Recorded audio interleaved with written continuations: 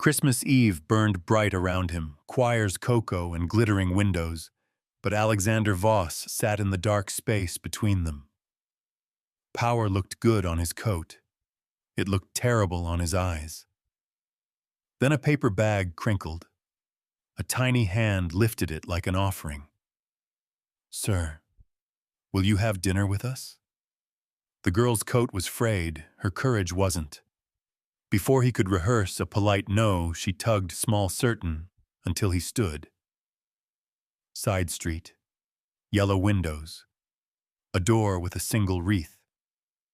It opened to a woman whose gaze held caution and kindness in equal measure. No speeches. Just space made at a table where he'd never been expected. "Come in," she said. Snow hissed on the steps behind him. He crossed the threshold, and nothing would be quiet again.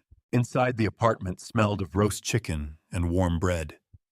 A small table was set with mismatched dishes, and a single candle flickered in the center. The low light cast cozy shadows across walls adorned with Ava Harmony's crayon drawings. The little girl ran to the table, climbed into a chair, and patted the seat across from her. Looking up at Tom, Alexander Voss. With serious eyes, his breath caught. He sank into the chair, hands resting on his knees, unsure what to say, but aware he could not look away. Maggie Flynn moved quietly, placing a plate of chicken and vegetables in front of him, then seated herself beside her daughter. For a long moment, none of them spoke. Then, Ava Harmony said softly, "Merry Christmas, sir." Maggie Flynn offered a gentle smile, a real one, not the practiced politeness he was used to. Alexander Voss found himself saying Merry Christmas, his voice husky from emotion he had buried. They ate slowly, the three of them sharing food and warmth and presence. Outside, the snow continued to fall. Inside, around that small candle-lit table, Alexander Voss understood for the first time that Christmas was not about grand parties or the expectations of a wealthy family. It was about connection, about being seen, and about belonging. In that moment, his world, once vast and empty, felt full again. The apartment was small, the kind of place most people walked past without noticing. A crooked string of twinkling lights framed the front window, casting a soft glow on the cracked sidewalk below. Alexander Voss followed. Ava Harmony, up the narrow stairs, his polished shoes tapping against creaky old wood. At the top, she turned with a smile. "This is our home." Before Alexander Voss could respond, the door opened. A woman young, mid-20s, with golden hair loosely braided over one shoulder, stood in the doorway. Her eyes were kind, but tired, and she clutched a kitchen towel in one hand. She paused, surprised to see him. Ava Harmony beamed. "Mommy, this is the man I told you about. He looked lonely, so I invited him to dinner." Maggie Flynn's gaze flicked from her daughter to Alexander Voss. No fear, just quiet, maternal caution. Alexander Voss tried to speak, to explain himself, but words didn't come. "I hope it's not too much trouble," he managed. There was a brief silence, then she stepped aside. "Come in." The scent of rosemary and roast chicken drifted through the air. The apartment's living room and kitchen shared one small space. A modest table by the window held two mismatched plastic plates, a chipped bowl of vegetables, and a candle tilting slightly in its holder. On the floor stood a tiny artificial Christmas tree, glowing softly under handmade ornaments and crayon-colored stars. Maggie Flynn returned to the counter, slicing chicken in practiced silence. No questions, no hesitation, just a third plate placed gently on the table. Ava Harmony hopped into a chair, her feet swinging beneath. Mommy makes the best chicken ever. Maggie Flynn glanced up and smiled. Small, genuine. It's not much, but you're welcome. Alexander Voss hesitated. He didn't eat with strangers. He didn't accept casual kindness. But something in her voice, soft, unguarded, made refusal impossible. He sat. She served him quietly. The food was plain, but warm, real, and somehow it filled something deeper than hunger. They ate in near silence, broken only by Ava Harmony's giggles and stories about her imaginary snowman friend, Sir Frosty. Alexander Voss found himself smiling, his shoulders relaxing. For once, he wasn't calculating, or defending, or proving. Maggie Flynn. He would later learn her name, caught him watching. Ava Harmony. And said, "She always likes the candle, even if it's just us. Says it makes dinner special." Alexander Voss looked at the candle's glow, casting gentle shadows. It reminded him of holiday dinners growing up. Tables full of food, but silent, cold, formal meals with silver and crystal, but no laughter. Maggie Flynn quietly refilled his plate. When he started to protest, she waved him off. "You look like someone who hasn't had a proper meal in a while," she said kindly. Alexander Voss said nothing. She was right, but not the way she thought, because for the first time in years, he realized it wasn't food he had been hungry for. It was this, a small table, a warm plate. Two people who weren't asking for anything in return.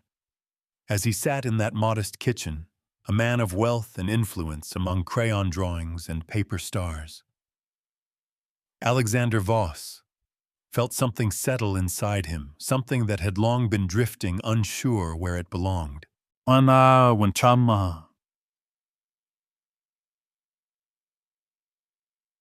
Ava Harmony leaned against her mother and looked up at him with sleepy eyes and a quiet smile, like he had always been meant to sit at that table.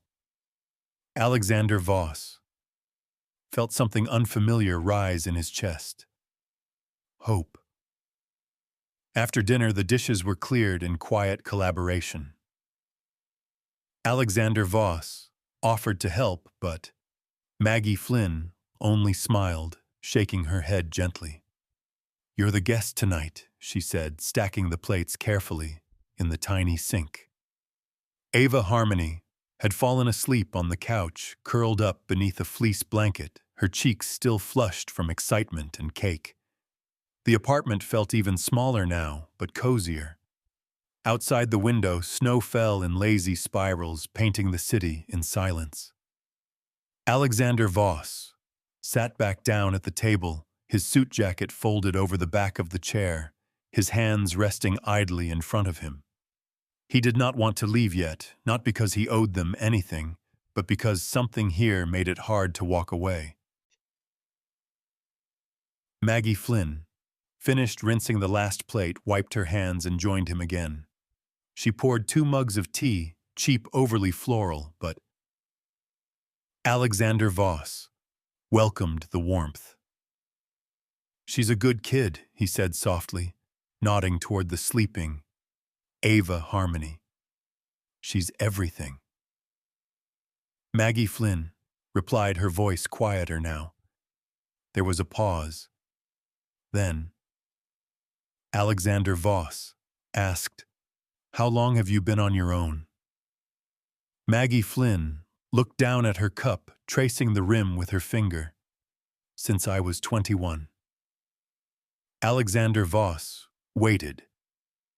"I was in college," she said. "Studying education, wanted to teach literature, maybe run a classroom with paper stars on the ceiling. I met someone older, charming, said all the right things, and I believed him." He heard the unspoken words in her tone, believed him, got pregnant, was left behind. "My parents weren't thrilled," she continued. "They said I was throwing my life away. When I said I was keeping the baby, they said they couldn't support my decision."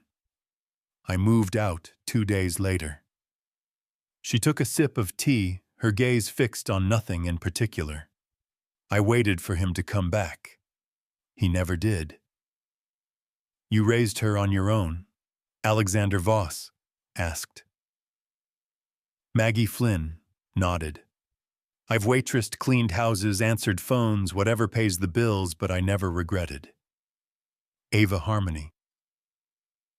There was no bitterness in her voice, no anger, just tired honesty and the resilience of someone who had no choice but to keep going.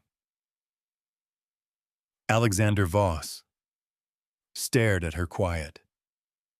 Her story was nothing like his, yet somehow it resonated.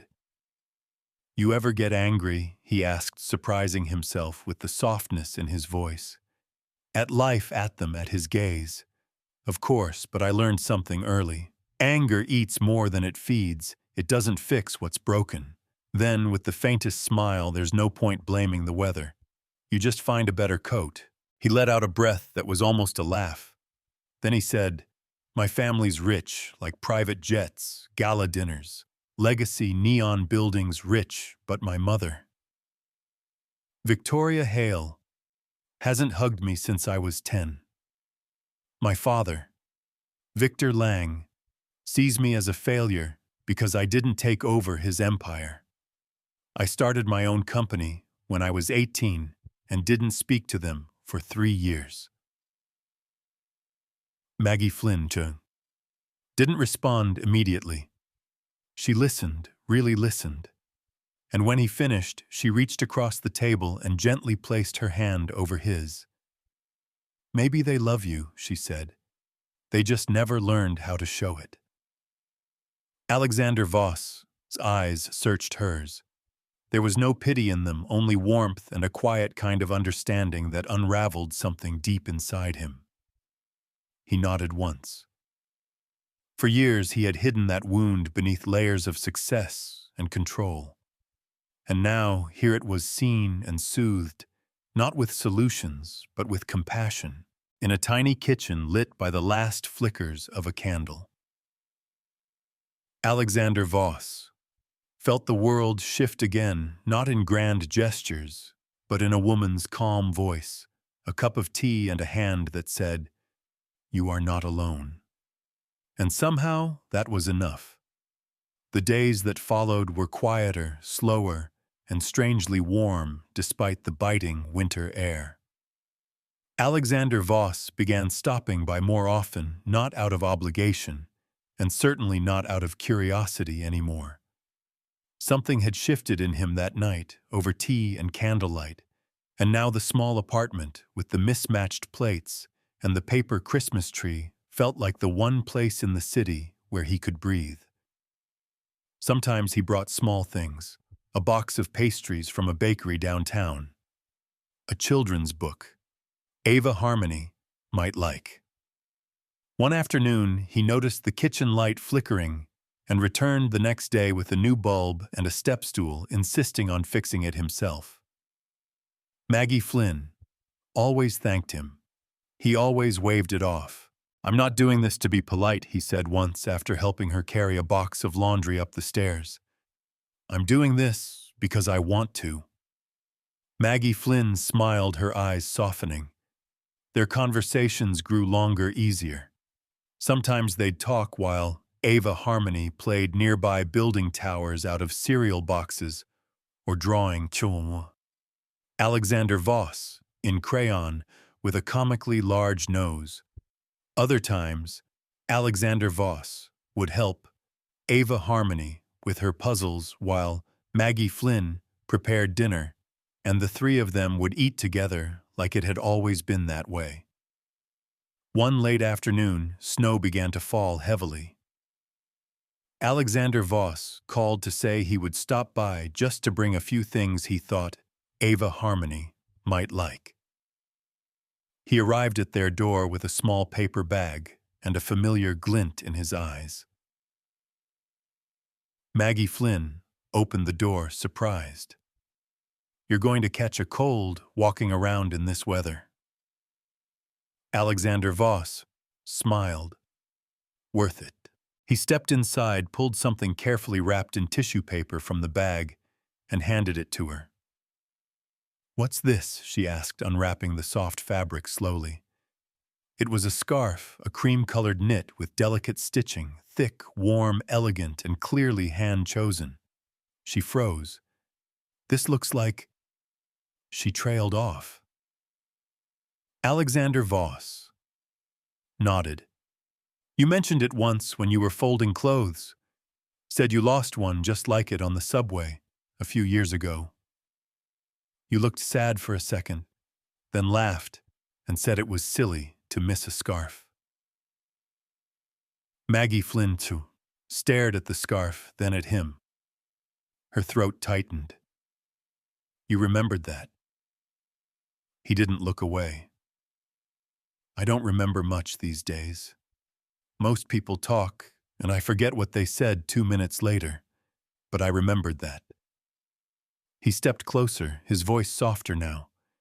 "You're the first person I've wanted to remember." Maggie Flynn blinked quickly, her hands tightening slightly around the scarf. She opened her mouth to say something, but no words came. She only nodded slowly, like trying to keep everything inside from spilling out.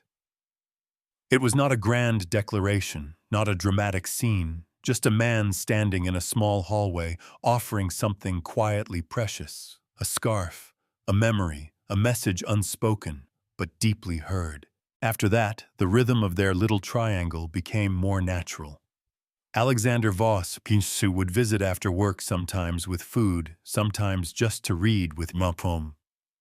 Ava Harmony. Once he showed up with ingredients and insisted on cooking. His pasta sauce was mediocre at best, but Aunt Ava Harmony clapped like he was a magician. Maggie Flynn sat at the table watching him fumble in the kitchen with an expression halfway between amusement and something much softer. She never said she was falling for him. He never said it either. But it was in the way she looked up every time the door opened, already expecting him. The way he lingered longer each visit, never in a rush to return to his high-rise. The way Ava Harmony called him our Alexander Voss when talking to her stuffed animals. And then there was the scarf folded neatly beside the door, worn every time she left the house. A small detail, a silent signal. They were becoming something together. Not through grand gestures or sweeping romance, but through small, quiet choices. The scarf, the fixed light bulb, the extra plate at the table. Love in its truest form was arriving gently and staying. 3 days had passed since Christmas, but the season still lingered. Some apartment windows still glowed with lights, and a few storefronts hadn't yet swapped their displays for New Year's banners. In a modest apartment on the 4th floor, the little plastic tree continued to blink in the corner, stubbornly holding on to what was left of the holiday. That evening, after a quiet dinner, Ava Harmony fell asleep on the couch beside her mother, her arms curled around a stuffed snowman. Maggie Flynn and Alexander Voss remained at the kitchen table, a candle flickering between them, its light casting long shadows on the chipped wood. Maggie Flynn traced the rim of her mug in silence. Then, almost to herself, she said, "Christmas never really felt like it was mine." Alexander Voss looked up, listening. "When I was a kid, we didn't have much. No tree, just a string of half-lit lights taped to the window. My mom would cut out a picture of a Christmas tree from a magazine and tape it to the wall. One year we wrapped tinsel around a broom and called it our Christmas stick." She gave a small laugh. I tried to believe it was enough. She looked over at Ava Harmony, sleeping her voice quieter. "After I got pregnant, I spent her first Christmas alone, just the two of us in a rented room with no heat. I held her all night trying to hum carols and pretend it was magical. I didn't have money for a single gift." Alexander Voss chest tightened. "I've done what I can," she said. "Each year I make it a little better. I found that little tree at a thrift store. It's missing a leg, so I tape it to the wall." Ava Harmony doesn't know. To her, it's enough. She paused. "But I know what's missing." Alexander Voss glanced toward the plastic tree blinking faithfully in the corner. Paper ornaments, crayon drawings, bent star at the top. It was full of love, but it wasn't whole. "She's never had a real one?" he asked. Maggie Flynn shook her head. "Not once." That night after, Maggie Flynn had dozed off beside her daughter. Alexander Voss slipped out into the snow. The next morning, as always, Ava Harmony was the first to wake. She padded toward the door, eager to see if any more snow had fallen, and then her delighted scream. "Mommy, come quick, Mommy." Maggie Flynn rushed out, startled, only to freeze at the door. There, just outside, stood a small pine tree, fresh, dusted with snow, its branches wrapped in white lights and dotted with silver bells. A red scarf had been tied around its base like a blanket. At the top, a handmade gold paper star leaned slightly to the side. Underneath were 3 neatly wrapped gifts in brown paper, tied with red string. Ava Harmony danced in circles. He came. Mommy Santa really came. Maggie Flynn crouched down, her eyes filling as she reached for a small envelope taped to one of the boxes. In familiar handwriting it read, "For Ava Harmony, from your secret Santa." She didn't need to ask. She already knew. She looked down the hallway, half expecting Alexander Voss to be standing there with that casual, quiet smile, but there was only silence, the scent of pine and the soft chime of bells swaying in the morning breeze. Maggie Flynn touched the tree fingers, gently brushing its cold green needles. For years, she had tried to make magic out of nothing, pretended she wasn't watching life through a window she couldn't open. But now someone had opened it for her. Inside, the old plastic tree blinked in the corner, but it was no longer the center. Outside, a man had given her child what she never had.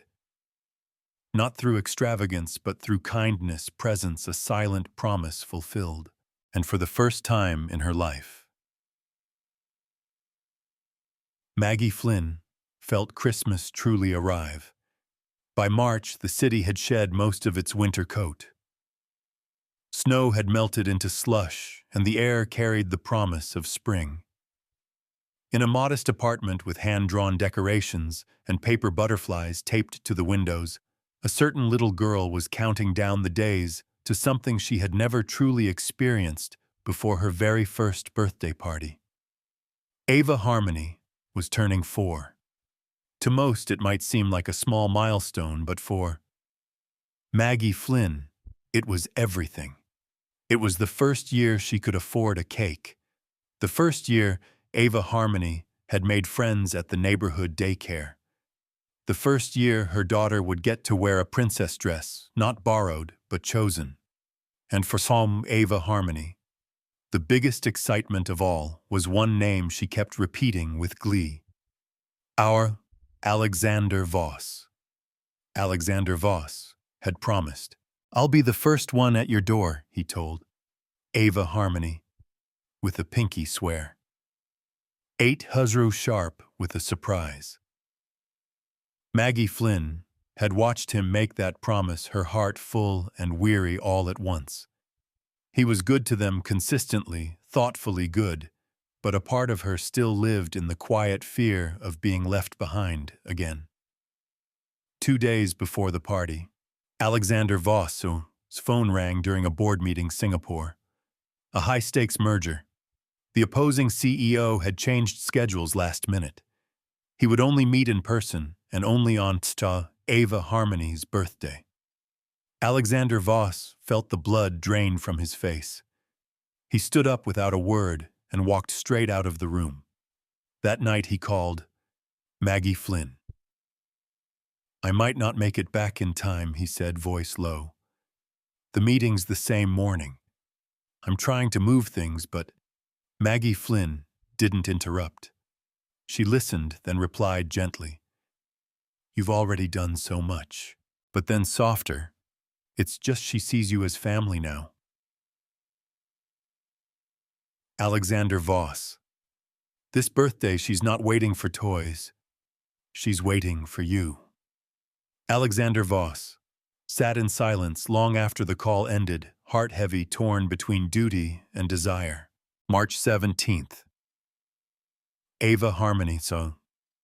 Birthday. Back in New York. Maggie Flynn had woken early. The apartment smelled of sugar and strawberry frosting.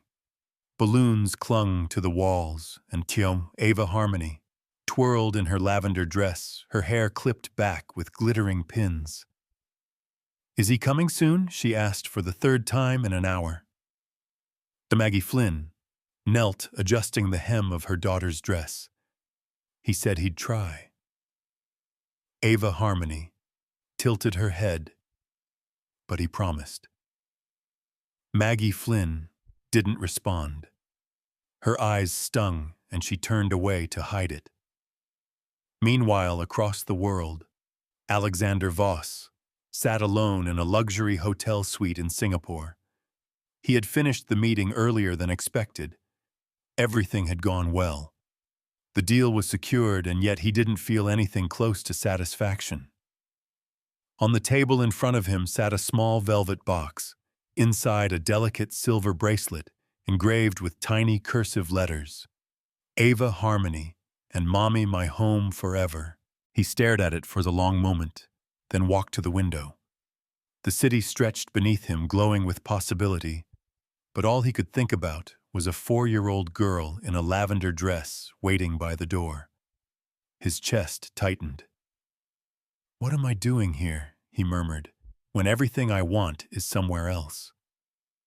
Without hesitation, he picked up his phone, canceled his remaining meetings, and called his assistant.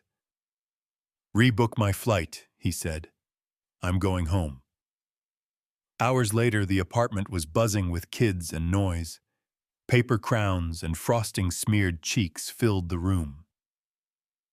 Maggie Flynn kept glancing at the clock, her smile beginning to fade. It was nearly evening when the doorbell finally rang. Maggie Flynn opened it to find Alexander Voss standing there, wind-blown, out of breath, and holding the velvet box in his hand. Ava Harmony spotted him from across the room and screamed with joy. "You came!" she shouted, launching herself into his arms. "I promised," he whispered, hugging her tightly. Maggie Flynn watched them from the doorway, eyes glistening. He looked at her and smiled quietly, placing the box in her hand. She opened it, her fingers trembled. Alexander Voss leaned close, his voice gentle.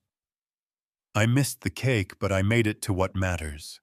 And just like that, the day became perfect.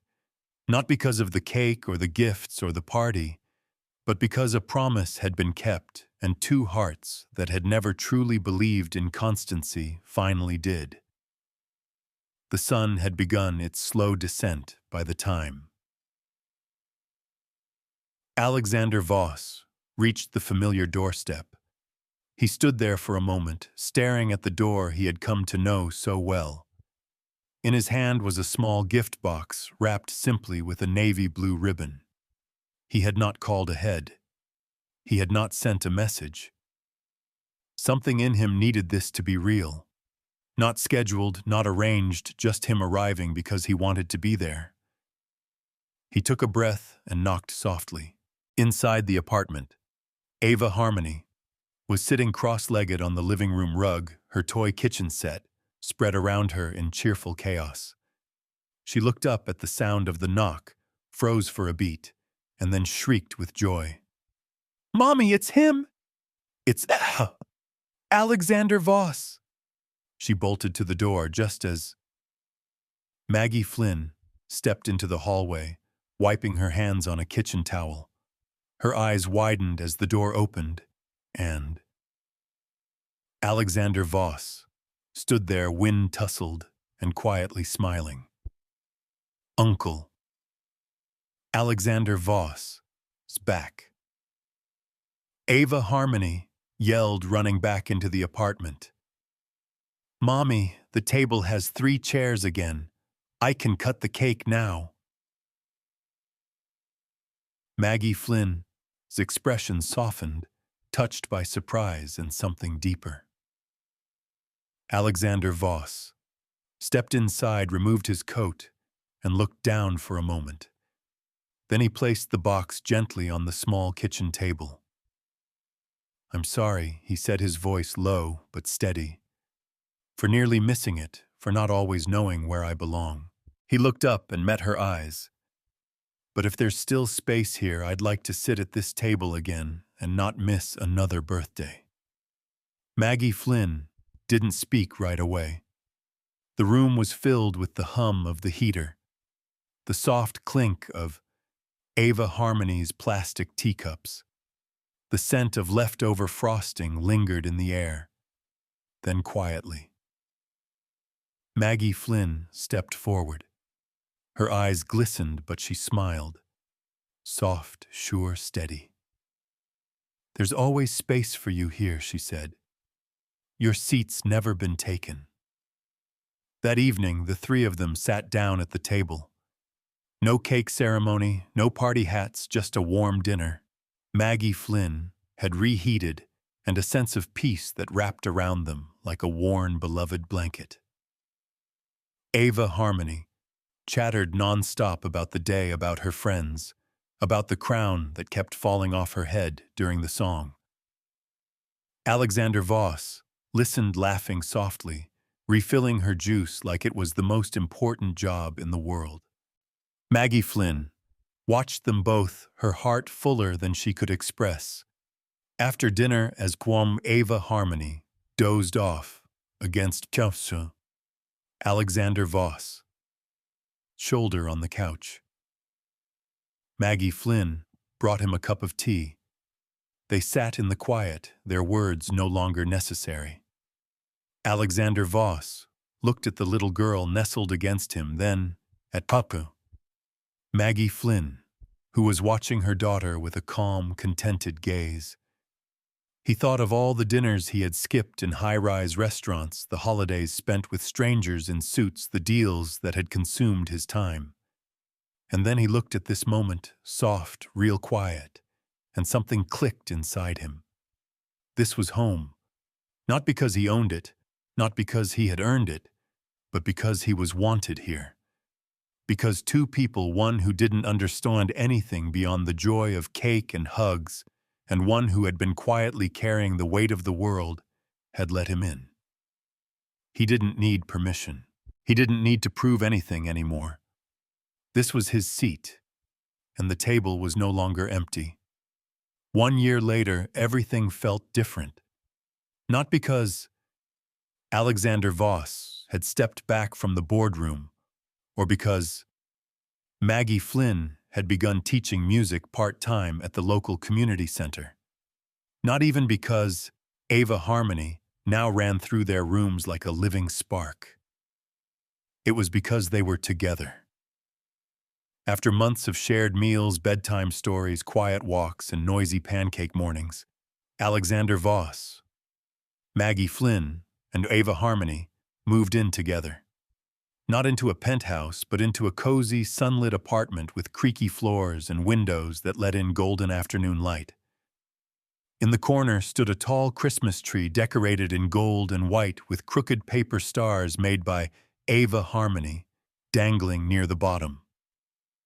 Alexander Voss often stood before it with coffee in hand, Ava Harmony perched on his hip as she added yet another handmade ornament.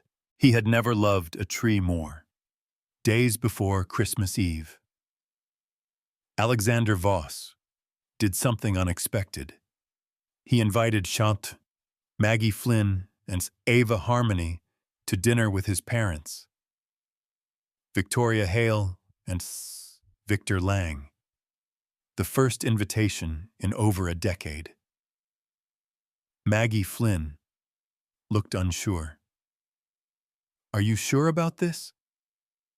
"I want them to meet the people who made me whole," he said. They went. The Voss-Watt home was still grand, cold marble, tall ceilings, and long silences. But this time something had changed. Victoria Hale greeted Maggie Flynn, not with words, but with a soft pour of tea and a quiet nod. Victor Lang, usually reserved, placed a small silver tin in front of Ava Harmony. Inside were soft caramel candies. Her eyes lit up. "My favorite." Alexander Voss caught the slight curve of his father's lips. Not quite a smile, but something close. No apologies, no grand reconciliations, just small gestures. Enough. When they left, hearts were lighter and Alexander Voss felt something loosen inside him. Then came Christmas Eve. The apartment filled with the scent of cinnamon and roasted vegetables. Snow drifted outside. Inside, lights twinkled, laughter echoed, and the world felt full. They invited neighbors, single moms, quiet retirees, the widower next door, who always fed the birds. It was not lavish, but it was warm and alive. Ava Harmony wore a glittery green dress, cheeks rosy, darting between guests, like a star on the move. Alexander Voss watched. Maggie Flynn, from across the room, her red dress, her easy smile, the way she moved like she belonged in joy. He reached into his pocket, touching the velvet box tucked inside. Later, when the music softened and the laughter faded to murmurs, Alexander Voss stood and took Maggie Flynn's hand. He led her to the middle of the room beneath the tree. Ava Harmony followed, but stopped, sensing something different. Alexander Voss turned, then knelt, not to perform, but to honor. Maggie Flynn gasped, her hand flying to her mouth. He opened the box, one diamond, simple and elegant. But it was not the ring that moved her. It was what he said. "I used to think Christmas was about grand parties," he whispered. "But then you let me in. You fed me at your tiny table. You made me laugh again. You gave me the one thing I thought I'd never have, a seat beside you." He looked at Ava Harmony, now bouncing in place. "You didn't know it, but you were writing the song I didn't know my life needed."